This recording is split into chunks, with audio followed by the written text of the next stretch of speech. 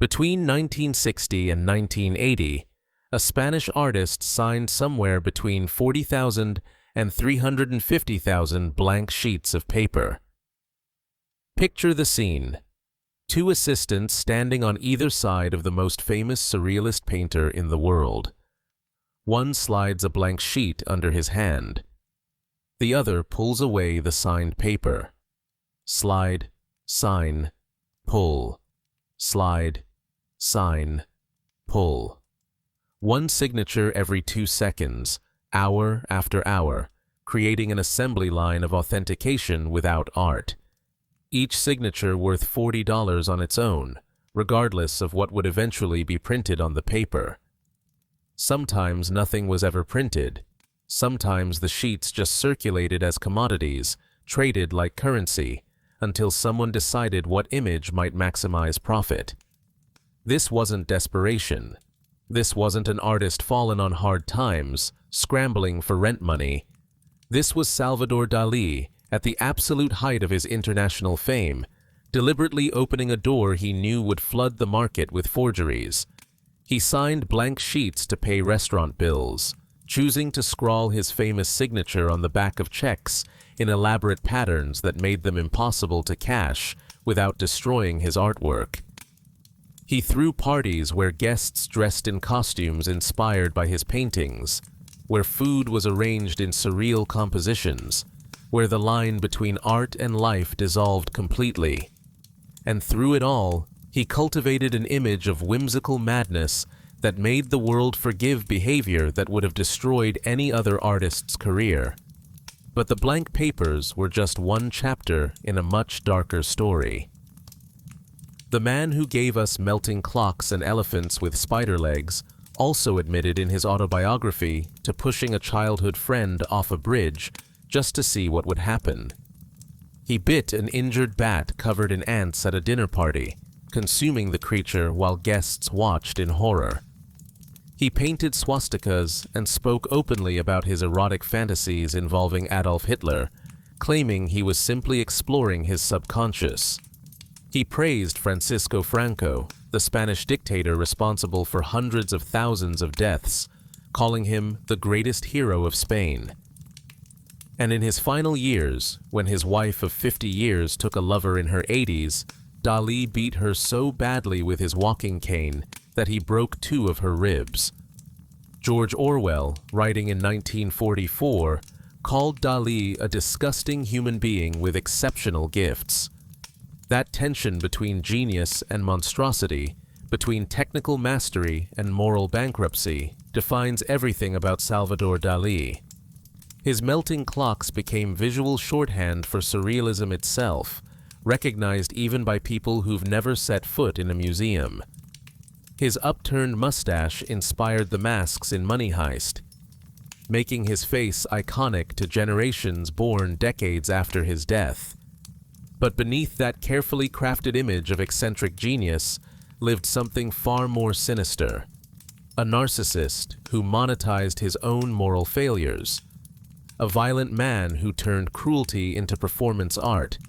A fraud who made millions by destroying the authentication systems that gave his work value in the first place. You're tuned to the Velvet Obscura, and tonight we'll talk about how genius and cruelty built one of art's most disturbing legacies. If you're finding these stories help you drift off, hit that like button and subscribe. It genuinely helps more than you know. And drop a comment down below.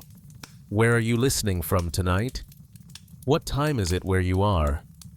I'm always curious where these stories about complicated people find you, whether you're tucked into bed in Boston or watching the sun rise in Singapore. Now dim the lights, maybe turn on a fan for that soft background hum, and let's ease into tonight's journey together. We're heading back to Figueres, Catalonia, in the spring of 1904.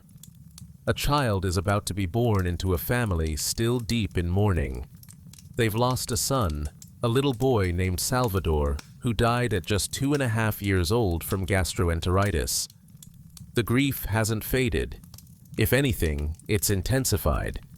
And when their second son arrives 9 months after the first one's death, they make a decision that will shape everything that follows. They give this new baby the exact same name as the brother who died, Salvador. They tell him, from his earliest memories, that he's the reincarnation of the dead child, that he's his own brother, returned from death. Imagine that for a moment. You're 5 years old, and your parents take you to the cemetery. You stand in front of a tombstone with your name carved into the stone. Your parents point to it and tell you, that's you. You died, and now you're back. The graves around you hold other people's relatives, other families' losses, but this one is different. This one has your name, your exact name, and your parents, the people who define your entire reality, tell you this is somehow you. Salvador Dali grew up visiting his own grave. He would later paint his dead brother repeatedly, creating images where his brother's face merged with his own, where the boundary between living and dead dissolved into the same kind of fluid uncertainty he would bring to melting clocks.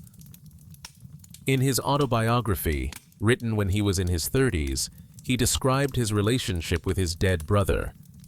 We resembled each other like 2 drops of water, but he had the reflection of genius in his eyes, while I retained only the reflection of that reflection. Perhaps he was my shadow, perhaps I was his. The identity crisis wasn't something that developed over time. It was his foundation, the bedrock upon which everything else was built. Some psychologists and biographers attribute Dali's lifelong obsession with death, his mental instability, his explosive fits of aggression, to this original fracture. A child who grows up believing he's a replacement for a dead sibling, who's told he exists because another version of himself failed to survive, develops a relationship with identity that's fundamentally unstable. Am I myself? Am I my brother? Am I real? Or am I the ghost? These weren't abstract philosophical questions for young Salvador. They were the texture of daily life. His parents meant well, probably. They were working through grief in the only way that made sense to them. In early 20th century Spain, spiritualism and reincarnation weren't fringe beliefs, but mainstream ideas that coexisted with Catholicism. Telling their second son he was the first one returned must have felt like comfort, like continuity, like the universe giving them back what had been taken. But for the child living inside that narrative, the effect was destabilizing in ways his parents couldn't have anticipated. By age 6, Dali wanted to be a cook, not unusual for a small child fascinated by transformation, by taking raw ingredients and turning them into something else entirely. By 7, he wanted to be Napoleon. That's where things start getting more revealing. Not a soldier, not a general, but Napoleon specifically. The man who crowned himself emperor. The figure who rewrote the rules of an entire continent through force of will and strategic brilliance. Even as a child, Dali was thinking about power, about imposing his vision on the world, regardless of what anyone else thought. By 8 or 9 years old, Dali was already demonstrating the behavior that would define his entire life. He recounts in his autobiography, with disturbing pride, an incident where he deliberately pushed a friend off a bridge. Not during a fight, not by accident, not in the heat of play that went too far.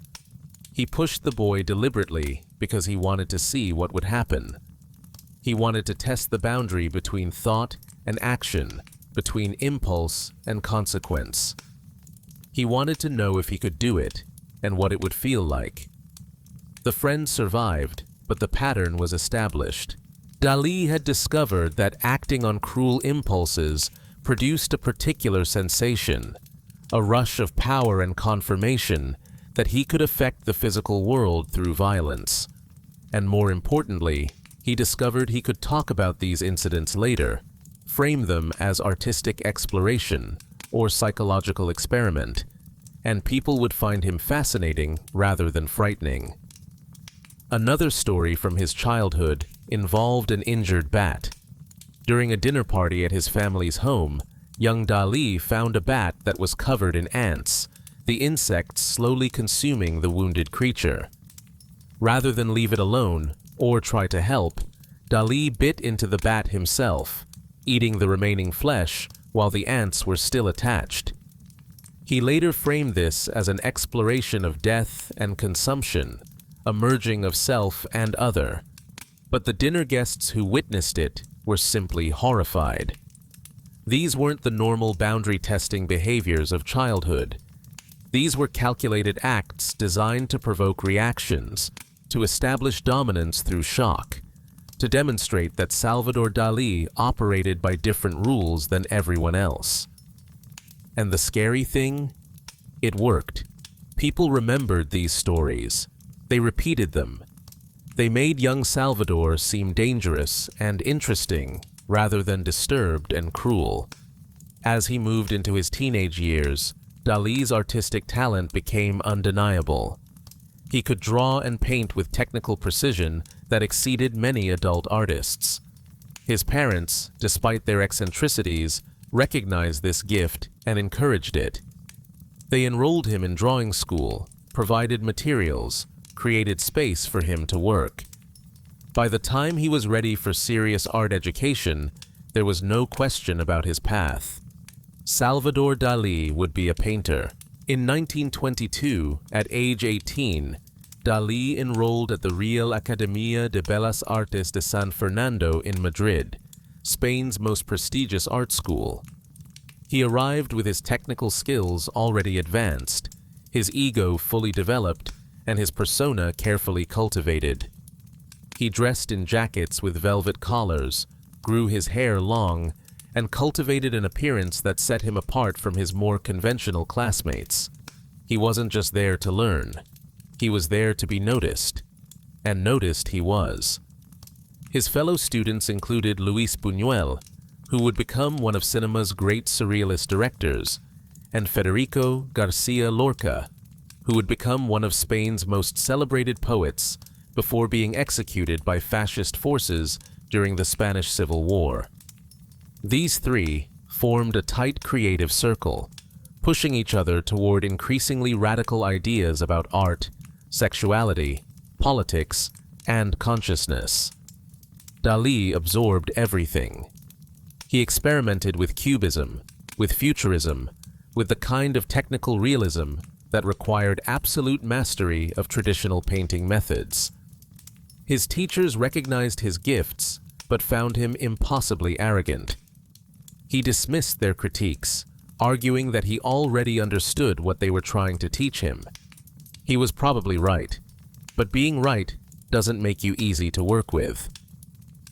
In his final year at the academy, Dali refused to take his exams. His stated reason was spectacular in its audacity. He claimed that none of the professors were competent enough to examine him. None were smart enough, skilled enough, knowledgeable enough to judge his work. How could someone who didn't understand his vision possibly evaluate whether he'd mastered it? The academy, unsurprisingly, expelled him. You can't have students refusing examination and questioning the entire faculty's competence without consequences. But here's the thing. Dali's expulsion wasn't a tantrum that backfired. It was strategic. He still depended on his father for financial support. Getting his degree would have meant the end of that support. He'd be expected to support himself as a professional artist. By getting expelled instead, he positioned himself as a misunderstood genius, persecuted by the academic establishment, while keeping his father's money flowing. His father, caught between pride in his son's obvious talent and frustration with his behavior, continued funding Salvador's education. Dali moved to Paris to study, exactly as he'd planned. The expulsion became part of his mythology. He wasn't someone who failed out of art school. he was someone too brilliant for art school to contain. In Paris, Dali discovered the surrealist movement, and his life's true calling found its form. Surrealism had emerged from the ashes of World War I, led by the poet André Breton, who believed that art should explore the unconscious mind, should break down the barriers between waking and dreaming, should challenge the rational thinking that had led humanity into mechanized slaughter. The surrealists drew on Freudian psychology, automatic writing, dream imagery, and deliberate irrationality to create work that accessed deeper truths than conventional realism could reach. For Dali, surrealism was perfect. It gave him permission to paint whatever bizarre imagery emerged from his mind. It provided a theoretical framework that made his obsession with death, sexuality, decay, and transformation seem not like personal pathology, but like artistic exploration. And it connected him with a network of artists, writers, and intellectuals who could promote his work across Europe. But there was a problem. Breton's surrealism wasn't just an artistic movement, it was explicitly political. Breton believed surrealism and Marxism were natural allies, both seeking to liberate humanity from oppressive structures. The surrealists were anti-fascist, anti-capitalist, committed to revolutionary politics as much as revolutionary aesthetics. And Salvador Dali? He couldn't have cared less about revolutionary politics. If anything, his instincts ran in the opposite direction. By the early 1930s, Dali was already making other surrealists uncomfortable. He painted images that included swastikas.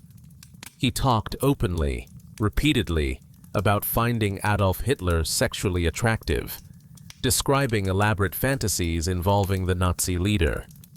When other surrealists confronted him, Dali claimed he was simply being honest about his unconscious desires, that surrealism was supposed to embrace all taboo material from the depths of the psyche without moral judgment. Breton wasn't buying it.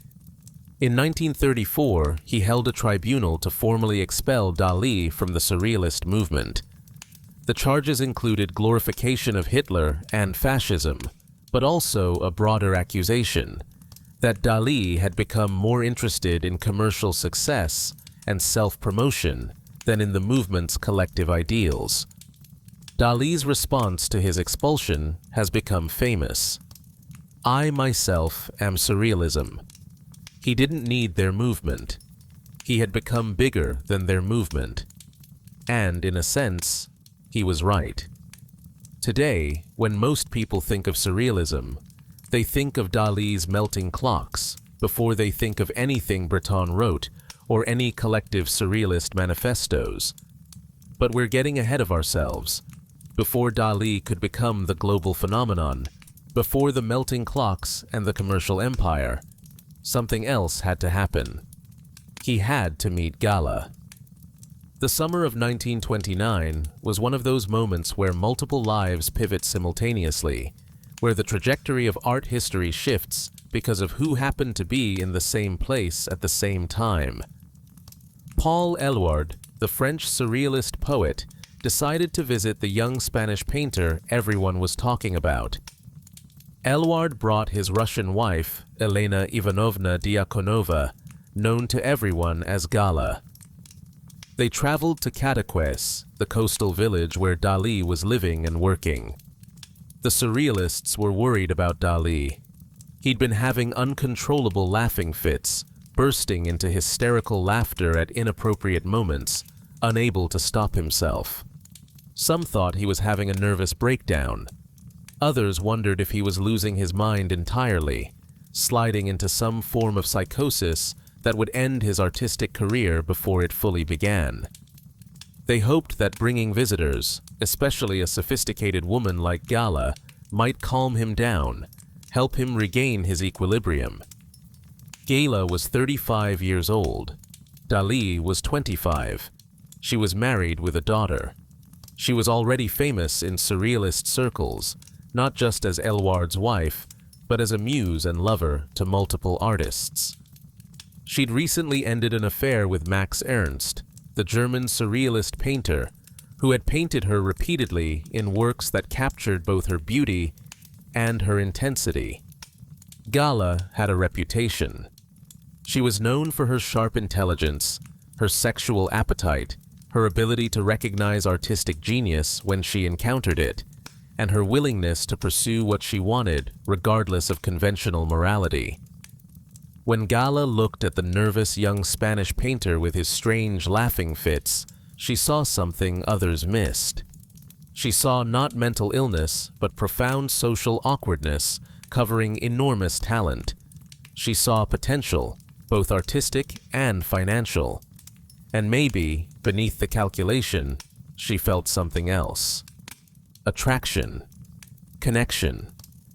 The recognition that this strange man might need her in ways no one else ever had.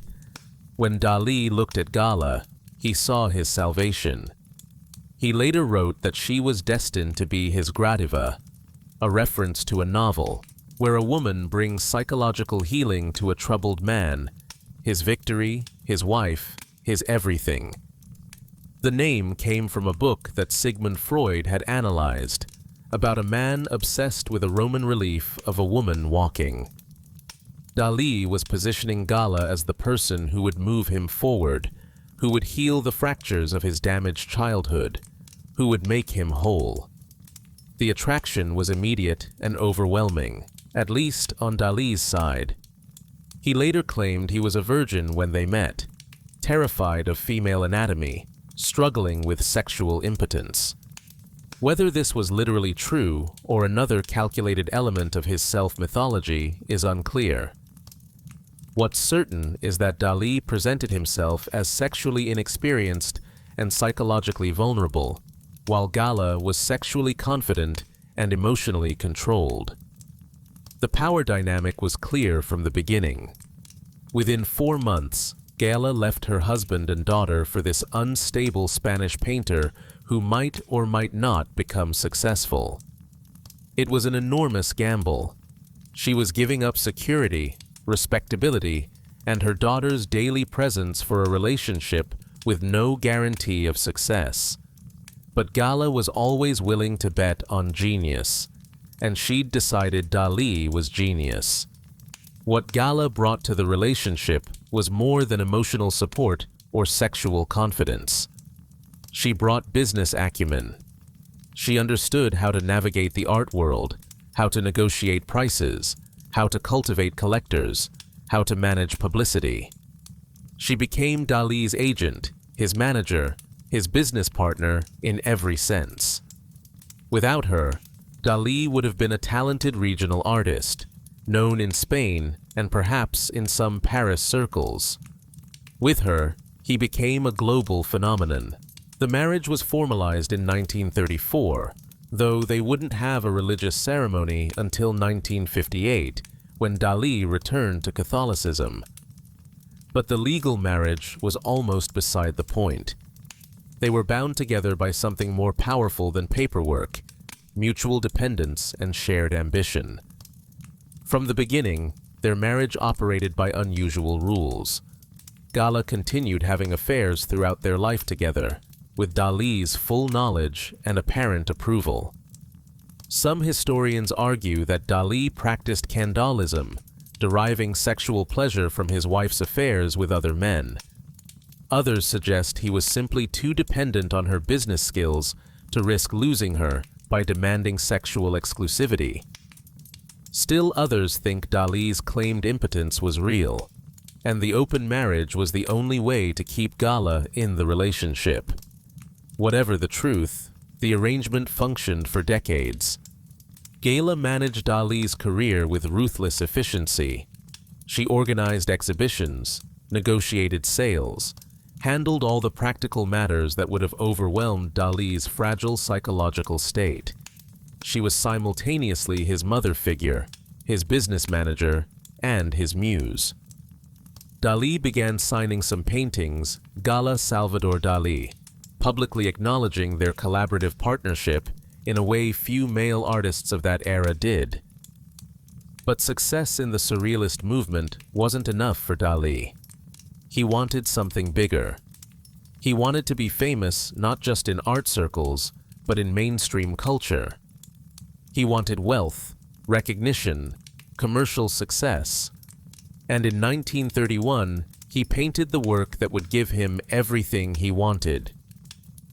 The persistence of memory is only about 9 inches by 13 inches, small enough to hold in both hands. But its impact was immediate and permanent. The painting shows a barren landscape, vaguely reminiscent of the coastal cliffs near Dali's home in Catalonia. In the foreground, pocket watches drape over surfaces like melting cheese, soft and pliable, their faces distorted but still legible. A dead tree holds one watch like a strange fruit. A square platform holds another. A mysterious organic form that might be a distorted face lies in the center, with yet another watch draped across it. Ants swarm over one of the watches, Dali's recurring symbol of decay and death.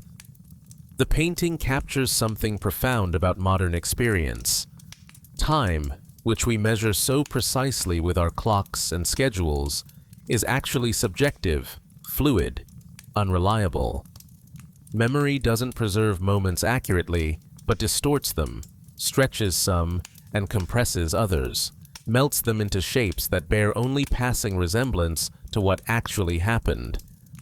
The hard mechanisms of pocket watches become soft and organic, revealing that our tools for measuring reality are themselves subject to the unreliability of perception. The persistence of memory became instantly iconic. It was reproduced in magazines, discussed in newspapers, displayed in museums. Within a few years, it would be acquired by the Museum of Modern Art in New York, cementing Dali's international reputation. Those melting clocks became visual shorthand for surrealism itself, recognized even by people who couldn't name any other surrealist work. But Dali understood something his fellow surrealists didn't, something that would make him wealthy while they remained relatively obscure. He understood that in the modern world, the artist's image could be as valuable as the art itself. Mass media, photography, film, magazines, eventually television, had created new possibilities for fame that didn't exist in earlier eras. An artist could become a celebrity, could craft a public persona that amplified and extended the impact of the work itself. So Dali set about making himself famous. He gave interviews where he said outrageous things, making claims designed to shock and provoke. He appeared in photographs doing bizarre activities, holding an anteater surrounded by bread, covered in flies. He threw elaborate parties where guests arrived in costumes inspired by his paintings, where food was arranged in surreal compositions, where the boundary between art and life seemed to dissolve completely. These weren't spontaneous acts of eccentricity. They were calculated publicity campaigns. Gala managed the logistics, made sure photographers were present, arranged for the images to appear in newspapers and magazines. Together, they built the Dali brand, the upturned mustache, the wide staring eyes, the pronouncements delivered with absolute certainty, regardless of how absurd they might be. And unlike other surrealists who maintained anti-capitalist purity, Dali embraced commercial work. In the 1930s, he collaborated with Italian fashion designer Elsa Schiaparelli, creating surrealist-inspired clothing that brought his imagery to haute couture.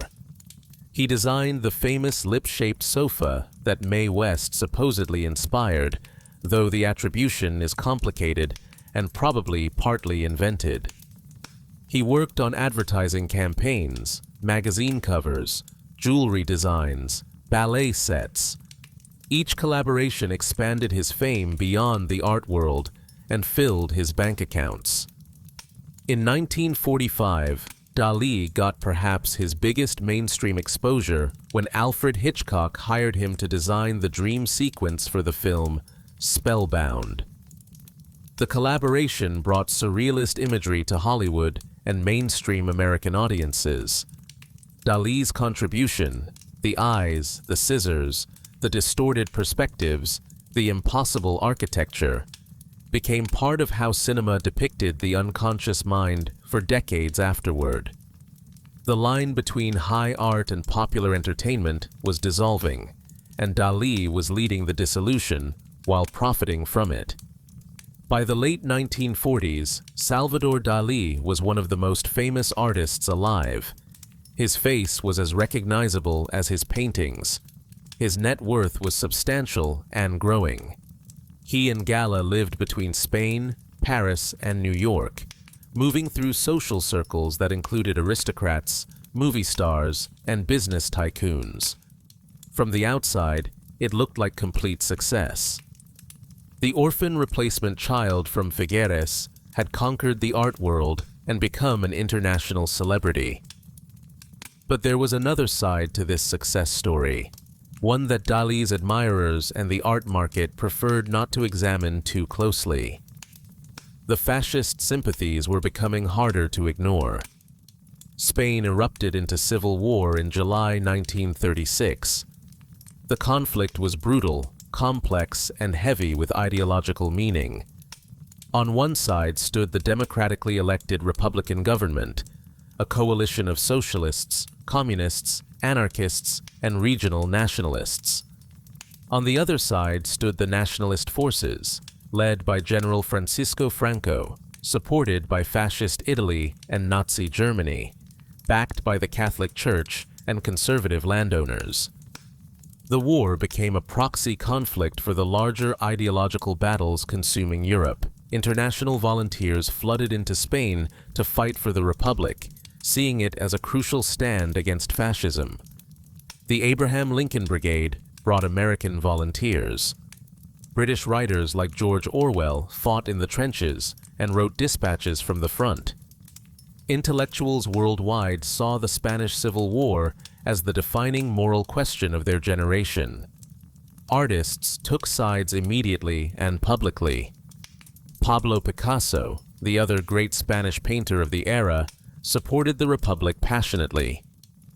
When German planes bombed the Basque town of Guernica in 1937, killing hundreds of civilians in one of history's first aerial terror attacks on a civilian population, Picasso painted Guernica, his massive black and white masterpiece depicting the horror of fascist violence. The painting became the war's most famous artistic statement, a permanent reminder of what was at stake. Ernest Hemingway covered the war as a journalist and embedded his experiences in For Whom the Bell Tolls. George Orwell fought with the militia and wrote Homage to Catalonia, documenting both the hope of revolutionary resistance and the bitter infighting that weakened Republican forces. Artists, writers, and intellectuals across Europe and America understood that Spain's war was everyone's war, that if fascism won there, it would keep spreading. And Salvador Dali? He remained conspicuously silent, or worse than silent, he made statements that seemed to favor Franco's side. While his fellow artists risked their reputations and sometimes their lives opposing fascism, Dali positioned himself above the conflict, claiming political neutrality that looked a lot like political cowardice. In 1939, as Franco's victory became inevitable, Dali painted The Enigma of Hitler. The canvas shows a telephone dripping tears, an umbrella, a dinner plate with a photograph of Hitler on it, and a gnarled branch against a desolate landscape. The imagery is surreal, ambiguous, open to multiple interpretations.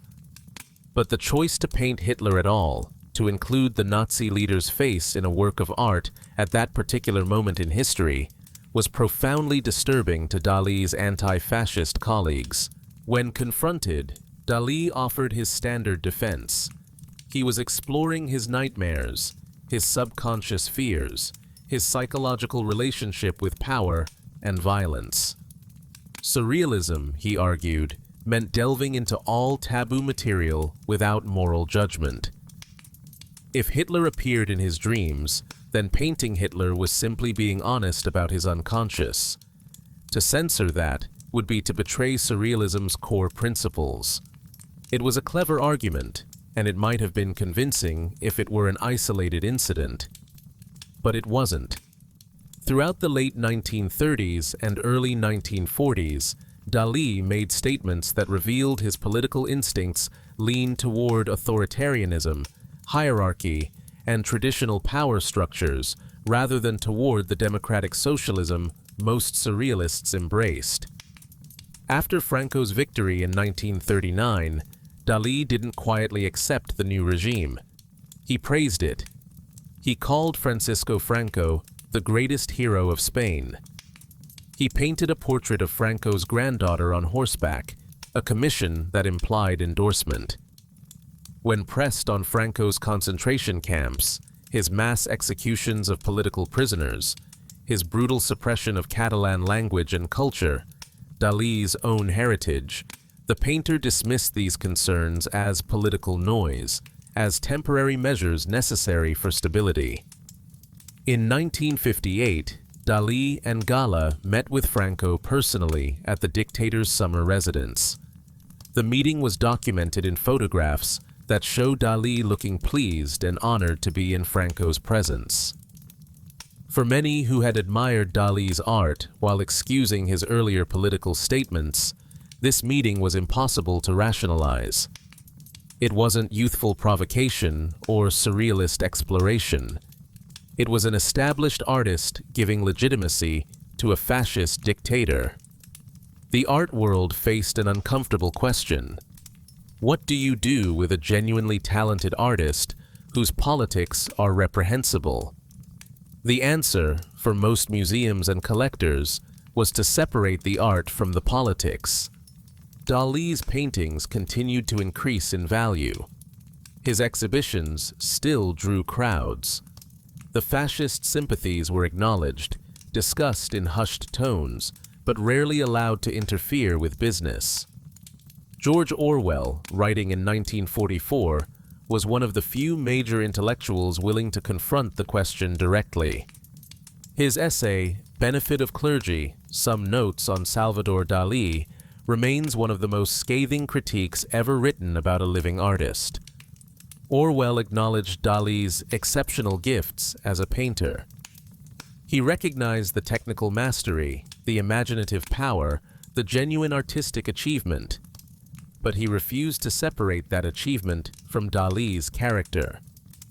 Orwell dissected Dali's autobiography, The Secret Life of Salvador Dali, pointing out the artist's proud recounting of cruelty, violence, and perversion.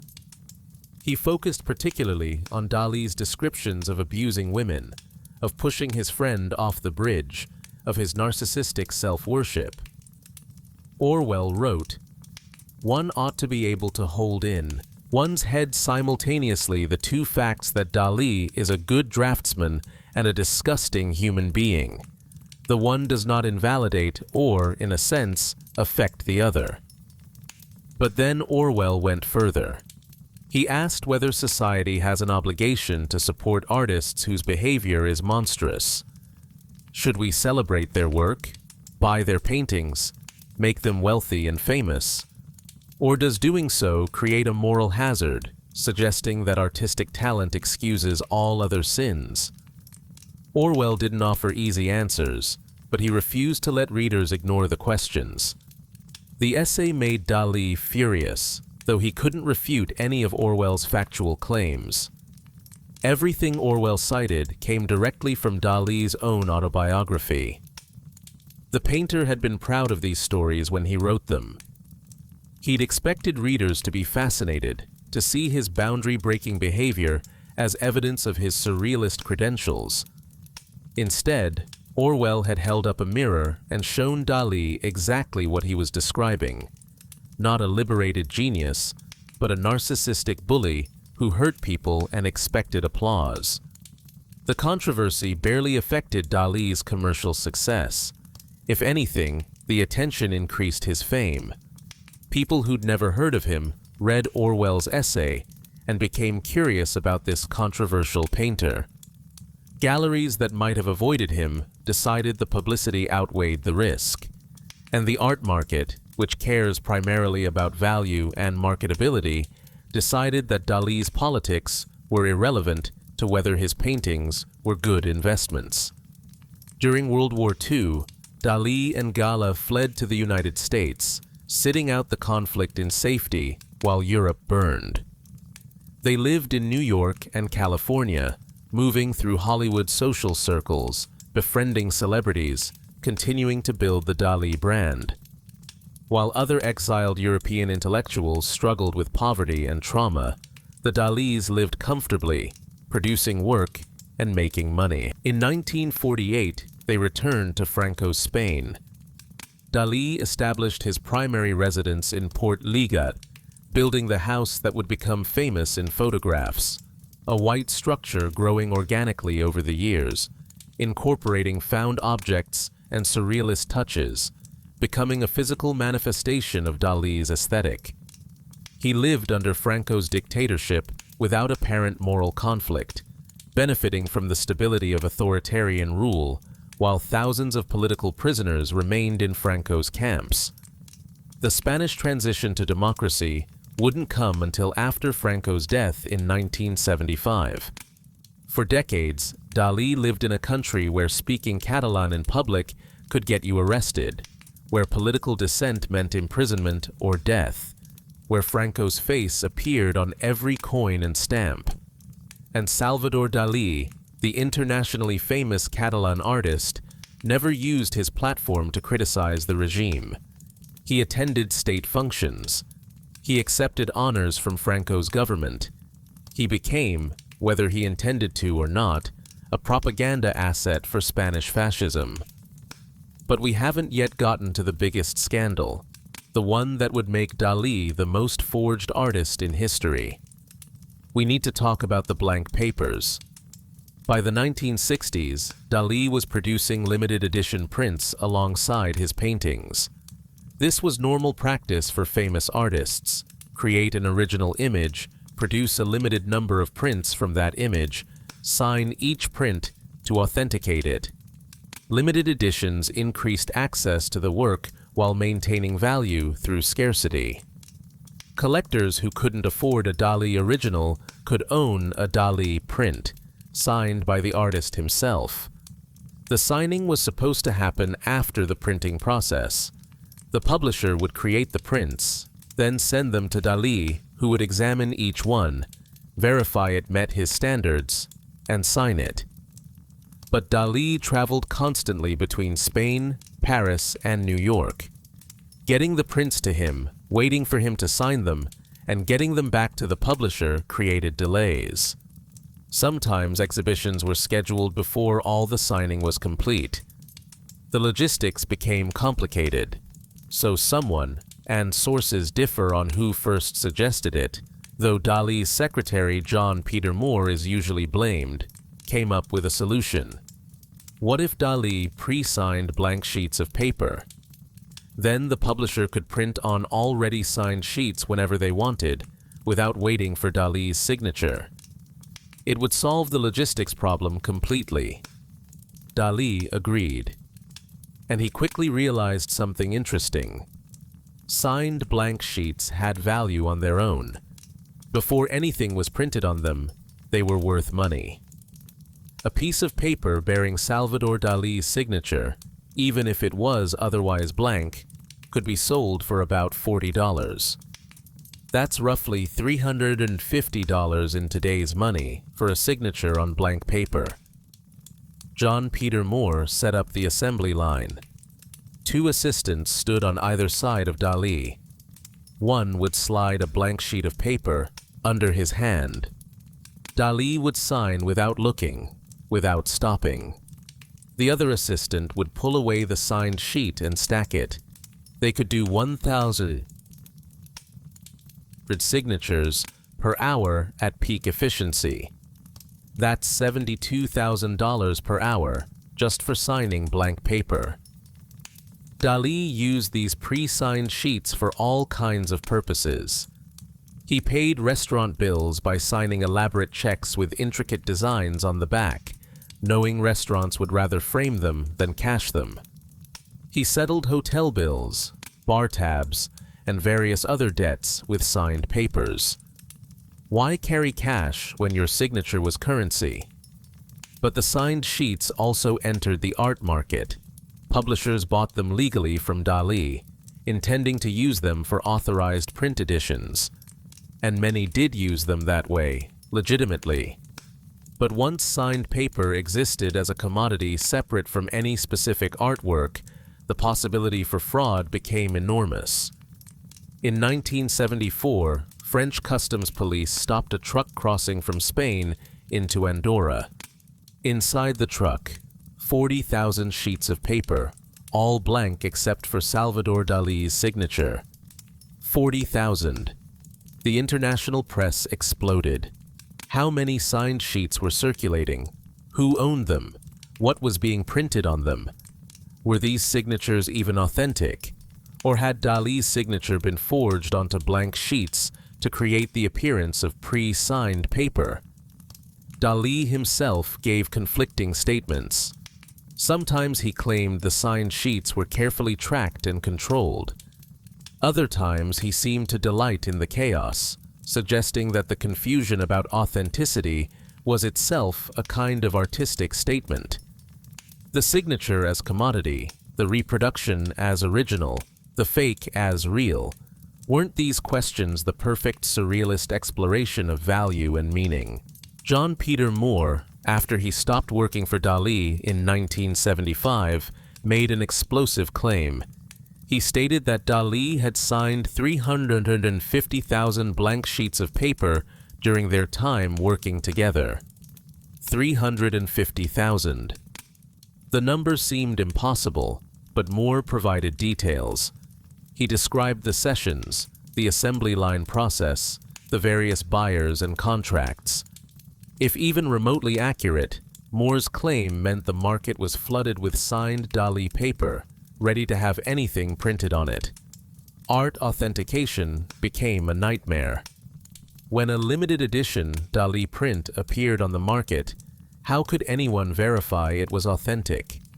Yes, Dali's signature was on it, but was the print authorized by Dali? Had he ever seen it? Had he approved the image being associated with his signature? Or had someone simply taken a pre-signed sheet and printed whatever they wanted on it?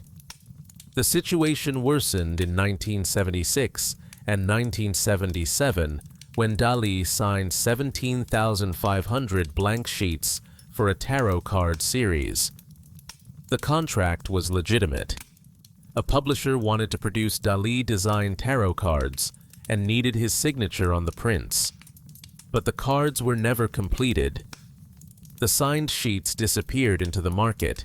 Some went to legitimate buyers, who eventually produced authorized prints. Others simply vanished, presumably ending up with forgers, who now had 17,500 authentically signed sheets they could use for any image they wanted. Meanwhile, Dali's health was declining. The mysterious fire in his bedroom in 1983 left him with severe burns and accelerated his physical deterioration. After 1980, he stopped painting almost entirely. He stopped signing prints. In 1986, he signed an affidavit stating explicitly that he had not signed any prints since 1980, and that the only things he'd signed in 1980 were contracts and checks. But during those same years, the 1980s, more new Dali prints flooded the market than ever before. Publishers claimed they were using pre-signed sheets from the 1970s. Investigators suspected most were complete forgeries. Art appraiser Bernard Ewell made a crucial discovery that helped separate authentic from fake. The two paper manufacturers that supplied most Dali print paper, Arches and Rives, changed their watermarks in 1980, adding an infinity symbol. Any print bearing the post-1980 watermark with a Dali signature was definitively fake because Dali stopped signing prints before the watermark changed. But that still left tens of thousands of prints produced on pre-1980 paper, bearing what might be authentic Dali signatures, printed with images Dali may never have seen or approved. The authentication process became so complicated that major auction houses simply stopped accepting Dali prints produced after 1960. Too much risk, too much uncertainty, too much potential for fraud. The forgery operations were sophisticated and widespread.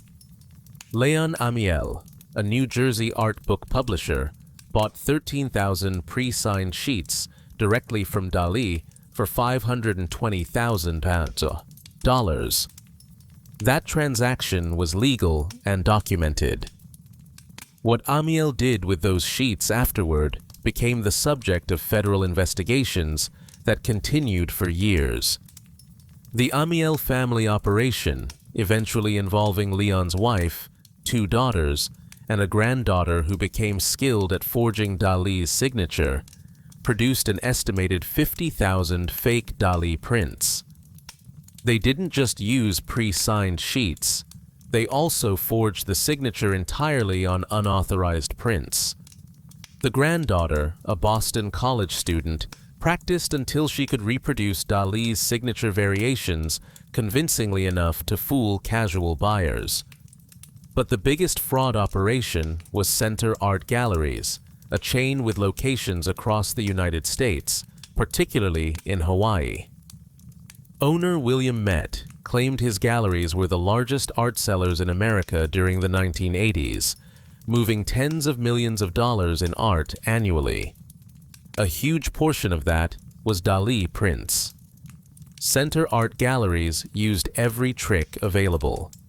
They bought fake prints for about $135 each from various suppliers, then sold them to customers for anywhere from $1,000 to $21,000.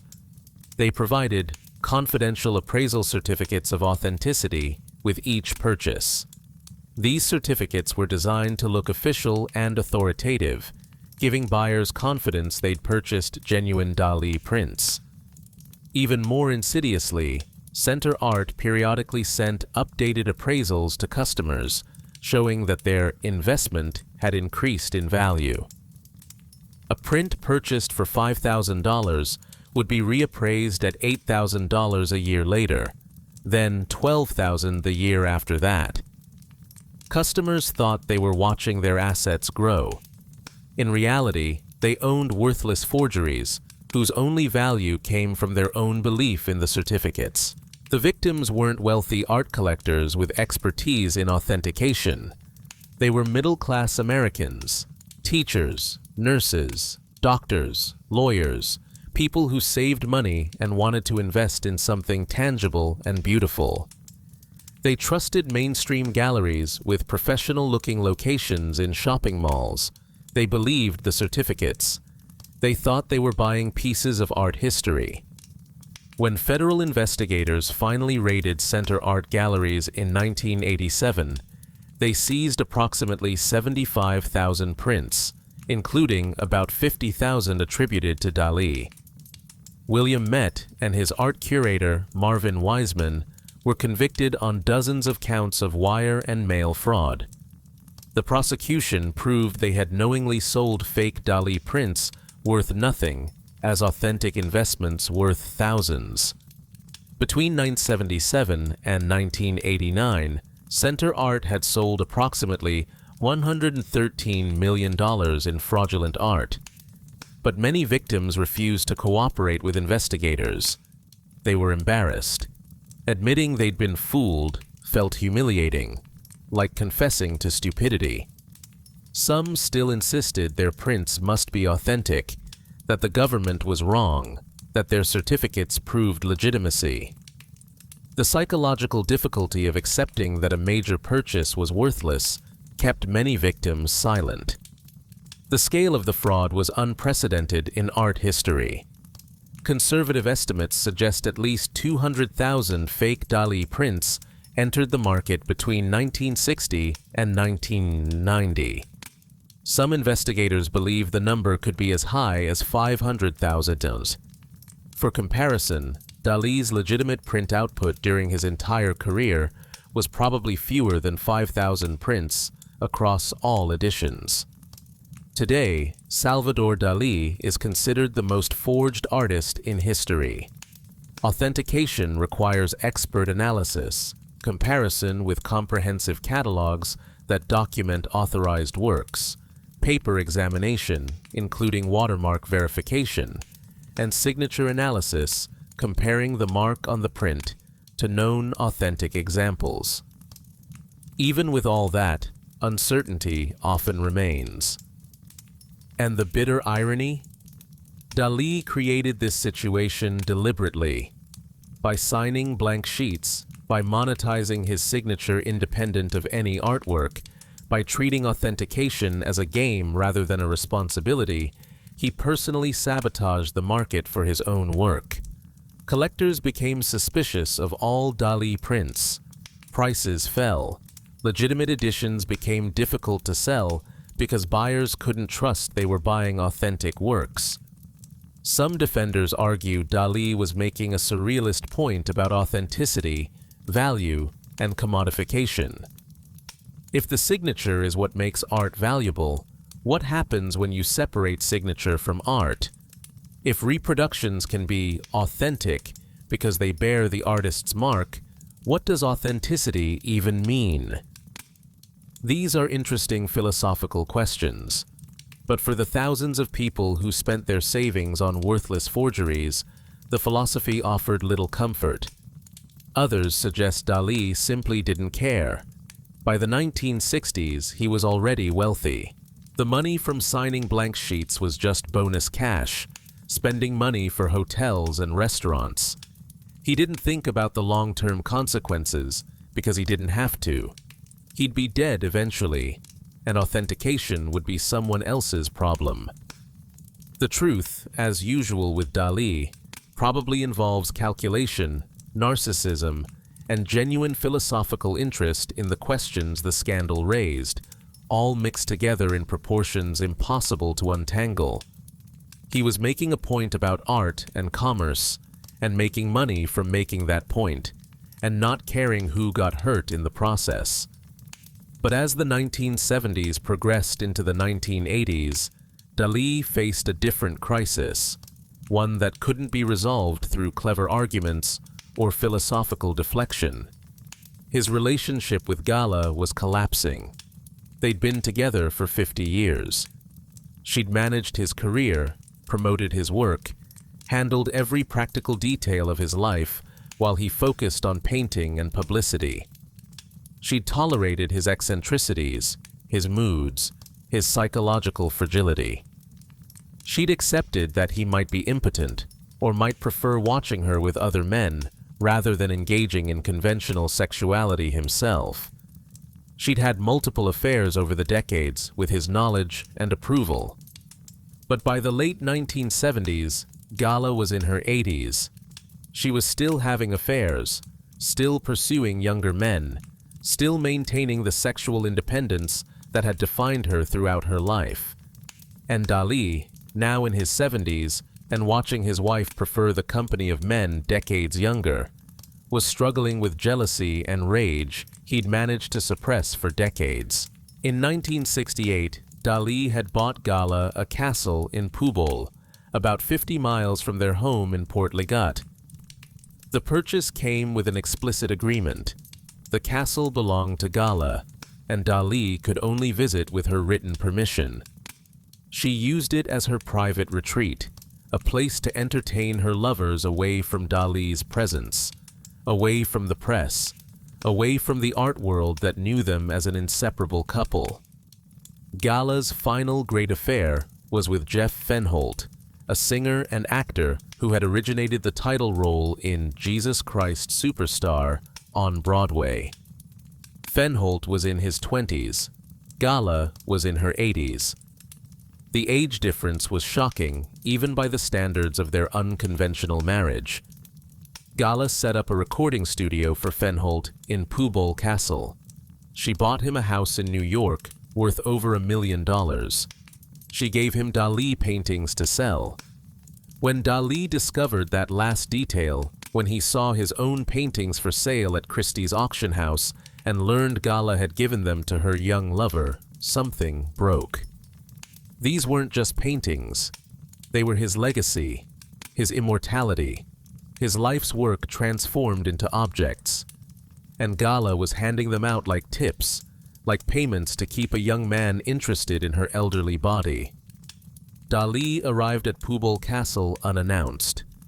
We don't have detailed accounts of what happened next because the only witnesses were Dali and Gala, and neither spoke about it publicly. But the outcome was documented.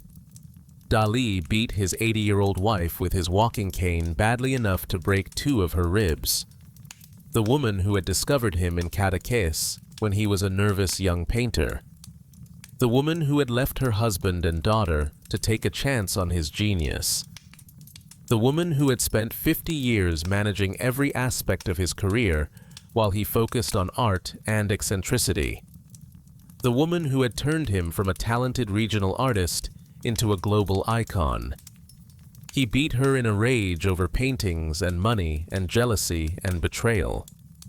Gala's response reveals the complicated dynamics of their relationship. She didn't leave. She didn't call the police. She didn't tell anyone what happened. Instead, she gave Dali large quantities of Valium and other sedatives to calm him down, to prevent another violent episode, to manage his rage with drugs the same way she'd managed every other aspect of his life. But the drugs caused problems. Dali was already in his 70s, already fragile. The medications affected his coordination, his mental clarity, his physical stability. His hands began to shake. His speech became slurred. The psychological fragility he'd always struggled with worsened into something approaching dementia. In February 1980, both Dali and Gala caught influenza. At their ages, he was 76, she was 86, it was serious. They were both hospitalized. They both survived, but neither fully recovered. Gala's health began a steady decline over the next 2 years. By June 1982, she was dying. Gala passed away on June 10, 1982, in Port Liget, the home she'd shared with Dali for decades. Her body was taken to Pooble Castle for burial, the castle she'd used to entertain her lovers, the castle where Dali had beaten her, the castle where she'd maintained the independence that defined her even as she dedicated her life to managing his career. After Gala's death, Salvador Dali moved into the castle. The place where he'd only been allowed to visit with written permission became his final residence. He lived surrounded by her belongings, her decorations, her presence as a ghost. He slept in rooms she'd slept in. He walked halls where she'd walked with other men. The castle became both shrine and prison. Dali stopped eating. Not gradually, not because food didn't appeal to him. He simply refused food entirely. His caretakers tried to force him, but he clamped his mouth shut and turned his head away. He was trying to starve himself to death, to follow Gala into whatever comes after life, to escape the unbearable reality of existing without the person who had defined his entire adult existence. He scratched at his face compulsively, his fingernails leaving deep wounds that refused to heal. He screamed her name. He cried for hours. He forbade anyone from speaking Gala's name in his presence, then screamed it himself during his breakdowns. The psychological fragility he'd always managed through Gala's care collapsed completely without her stabilizing presence. In August 1984, a fire broke out in Dali's bedroom at the castle. Whether the cause was faulty electrical wiring or whether Dali set it himself, either deliberately or through confusion, remains disputed. The flames severely burned him. He suffered burns over 18% of his body. He was rescued by his caretakers, but the injuries were severe enough that, at age 80, recovery was unlikely. After the fire, Dali moved to the Torre Galatea, a building next to his theater museum in Figueres. The museum itself had been his greatest project of the 1970s, a surrealist spectacle where his works were displayed in theatrical arrangements, where the building itself became art. Now, he lived adjacent to it, isolated in a tower, refusing visitors, refusing to paint, refusing to do anything except exist in the space between life and whatever comes after. He had wanted to be buried next to Gala in the castle crypt, but after the fire, that plan was abandoned. Instead, arrangements were made for him to be interred in the museum floor, beneath the stage, where visitors would literally walk over his grave. Salvador Dali died on January 23, 1989, at age 84. He'd outlived Gala by 7 years, though lived might be too generous a word for his existence during that time. He'd stopped creating. He'd stopped engaging with the world. He'd simply waited for death while the legal battles over his estate, his authentication, his legacy began accelerating. The art market had to confront the authentication nightmare Dali had created. Major auction houses implemented strict policies. No Dali prints produced after 1960 would be accepted. The risk of forgery was too high, the authentication too uncertain. Legitimate collectors found themselves holding works that couldn't be sold because buyers didn't trust they were authentic. Art authenticators like Bernard Ewell and his team worked full-time just on Dali forgeries, developing techniques for identifying fakes, examining paper types and watermarks, comparing signatures to known authentic examples. They estimated that at minimum, 2/3 of all Dali prints on the secondary market were forgeries or unauthorized reproductions. Some believed the number was closer to 90%. The legal system slowly processed the various fraud cases. William Met and others involved in center art galleries served prison time. Members of the Amiel family faced charges. Publishers who had knowingly sold prints on pre-signed paper without Dali's authorization settled civil suits. But the process took years, and many victims never recovered their losses. Today, museums face uncomfortable questions when displaying Dali's work. Do they mention the fascist sympathies, the domestic violence, the massive fraud operations that bore his signature, if not always his approval? Or do they focus on the artistic innovations, the technical mastery, the undeniable cultural impact? Most choose a middle path. The biographical materials mention controversial aspects of Dali's life, but without dwelling on them. The emphasis remains on the art, the paintings, the surrealist imagery, the technical achievement. The melting clocks are still displayed prominently. The elephants with spider legs still capture imaginations. The contribution to surrealism is acknowledged and celebrated. The art market has spoken through prices. Dali's paintings, his legitimate paintings, still command high prices at auction. Museums still acquire his works. Coffee table books about Dali remain popular. His imagery is instantly recognizable across generations. Whatever his personal failures, his artistic achievement is considered significant enough to preserve and promote. But that separation between art and artist, between technical mastery and moral character, remains uncomfortable. George Orwell's 1944 question still echoes. Should we celebrate and elevate artists whose behavior is monstrous? Does buying their work, displaying it prominently, making them wealthy and famous, create a moral hazard where talent excuses all other sins? There are no easy answers. Some argue that art exists independently of the artist's character, that a painting doesn't become less beautiful because the person who painted it was cruel. Others insist that context matters, that we can't fully separate creation from creator, that choosing to honor Dali sends a message about what we're willing to tolerate from people society elevates. The debate extends beyond Dali to questions about how we handle all artists whose personal behavior contradicts the values we claim to hold. What do we do with the work of abusers, of fascist sympathizers, of narcissists who hurt everyone around them? Do we destroy it, hide it, display it with extensive disclaimers?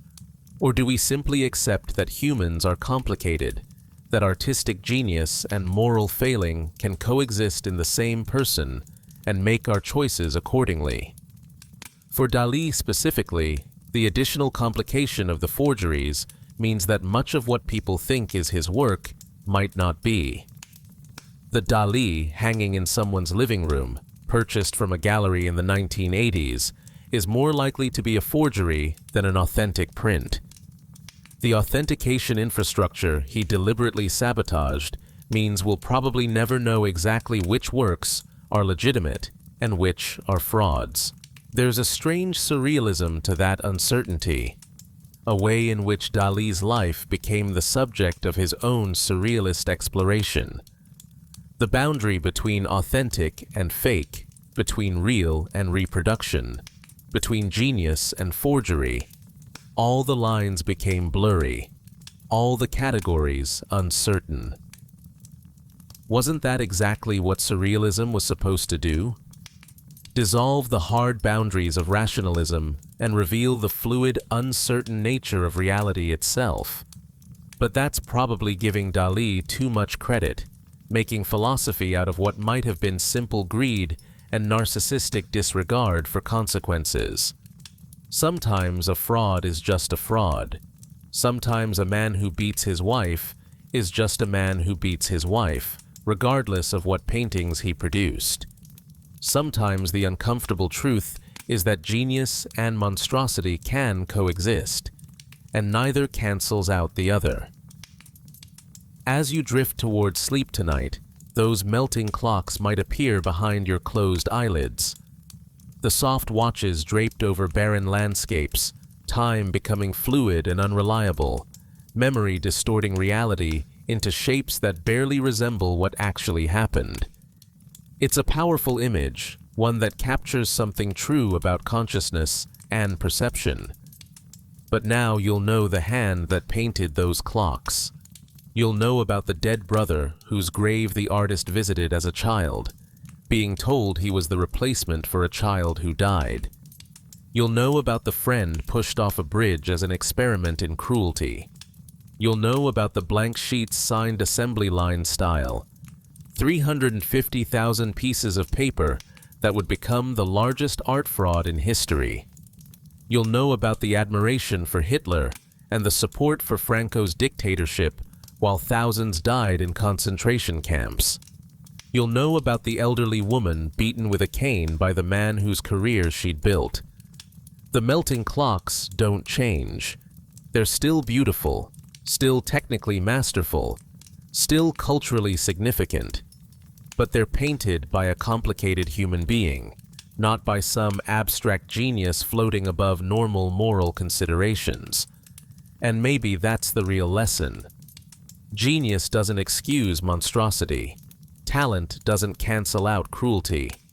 And sometimes the most important thing isn't the art hanging on the museum wall, but the questions we're willing to ask about whose work we celebrate and why. If you made it through this entire complicated story, thank you. These deep dives into the gap between reputation and reality are what the Velvet Obscura is all about. If this helped you drift off, or if it gave you something to think about while you're trying to sleep, hit that like button. Subscribe for more stories about the people behind the legends, the real versions stripped of mythology and marketing and convenient omissions. Drop a comment telling me where you're listening from. Are you in Barcelona, walking past streets where Dali once lived? Are you in New York, near museums that display his paintings? Are you somewhere that's never seen a Dali original, but knows the melting clocks from posters and reproductions? I'm always curious about where these stories find people. The stars are the same stars Dali painted into his surrealist landscapes, the same stars that looked down on Franco's Spain, on the surrealist studios in Paris, on Pubol Castle, where an old man beat his elderly wife over paintings and jealousy and betrayal. They're beautiful and indifferent, just like the art that survives long after the artist dies and the full truth of their life emerges. Close your eyes. Let the details blur and soften like melting watches. Let the complicated truth fade into the simple beauty of sleep. Tomorrow, Dali's images will still be everywhere, in museums and dorm rooms, on t-shirts and tote bags, instantly recognizable to people who couldn't name 5 other surrealist painters. The brand he built survived the man. The imagery outlasted the ideology. The melting clocks tick on, measuring time that becomes increasingly distant from the hands that first painted them. But tonight, at least, you know the full story. You know the price of that surreal beauty, measured in broken ribs and forged signatures and fascist sympathies conveniently overlooked because the paintings were just too good to reject. You know that Salvador Dali built an empire on his exceptional gifts and on his willingness to monetize everything, including his own authenticity, and on the art world's collective decision that genius was worth more than integrity. Sleep well. Dream of melting clocks if you must. But remember that even dreams have origins, that every image comes from somewhere, that nothing is as simple as it appears when you look closely enough.